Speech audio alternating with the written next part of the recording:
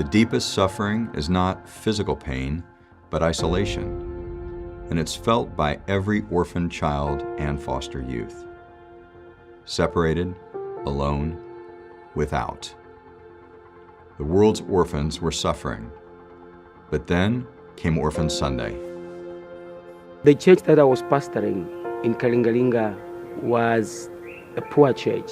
I would see children coming to church without shoes. I felt we should have a day as a church. This humble church set apart a day to care for orphans, and their sacrifice began a vision for orphaned and vulnerable children everywhere. I just take it, this is a miracle. This is the doing of God. On the other side of the world, another pastor heard the call for children in foster care. And Bishop Blake said to his congregation, "Who will stand with me today for the kids?" And a lady stood and said, "I will." And then another stood and said, "I will." Within 3 months, 39 children were placed in Bishop Blake's church. The vision grew. It echoed from church to church, from country to country, and God's great love changed lives and families. It's unimaginable that I could love him more than I could ever know.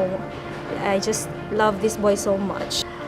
I think it's really the love of Jesus it placed in my heart, because I could not love this way. In more than 100 nations, God's people were moved to reflect His love in action, and children found love and belonging. Our culture in Guatemala is not an adoption culture at all. But when I met her, it was because here they show you a picture of her and they tell you she's going to be here. Once I saw her, I said, okay, she's mine.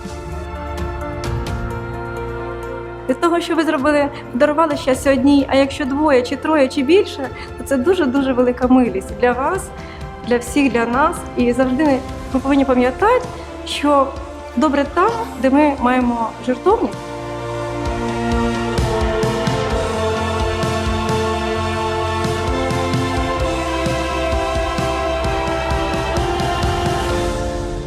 Today, God continues to call His followers throughout the body of Christ so that every orphan and vulnerable child can know His unfailing love.